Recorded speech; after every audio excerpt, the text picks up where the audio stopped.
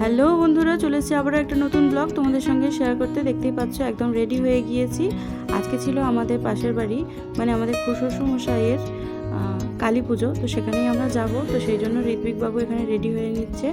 ও একাই জুতো পরার চেষ্টা করছে, তো আমরাও রেডি হয়ে গিয়েছি। তো চলো যাওয়া যাক।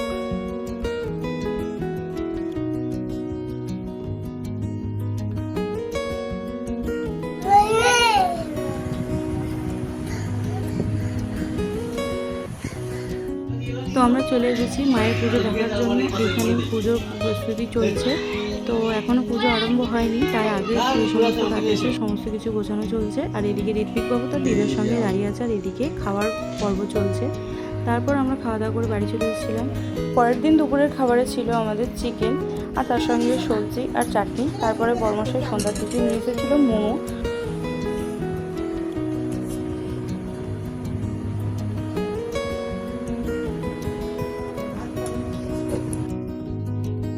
ঋত্বিক বাবুকে স্নান টান করিয়ে খাওয়ানো হয়ে গিয়েছে। এখানে আমি ঋত্বিক বাবুকে একটু ঘোরাঘুরি করছিলাম। তার কিছুক্ষণ পরেই চলে এসেছিল ভোট নেওয়ার জন্য। তো ভোট যেহেতু এসে গিয়েছে, তো সেই জন্য এখানে ভোটের জন্য চলে এসেছিলো আমাদের বাড়িতে। কারণ আমার ননদ তো স্বাভাবিক নয়, মানে অ্যাবনর্মাল, যেহেতু উনি ভোট দিতে পারবেন না যেতে, তো সেই জন্য ওনার বাড়িতেই ভোট হবে। তার জন্য ভোট নেওয়ার জন্য এখানে সবাই এসেছিল। ঋত্বিক বাবু তো কাউকে ভয় করে না, দেখতেই পাচ্ছ তাদের কোলে উঠে গিয়েছে। ঋত্বিক বাবু যার কোলে আছে তার বাড়ি হচ্ছে তামিলনাড়ু।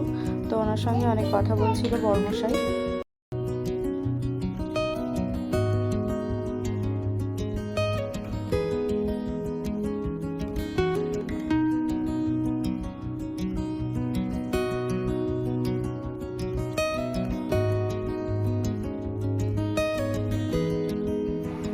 মা এখানে সন্ধ্যার দিকে বানিয়েছিল পরোটা আর আলু পটলের তরকারি।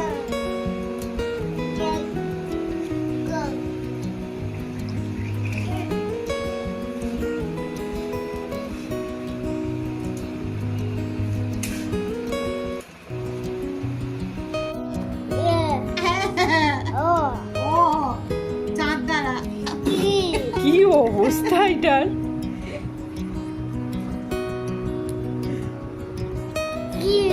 কি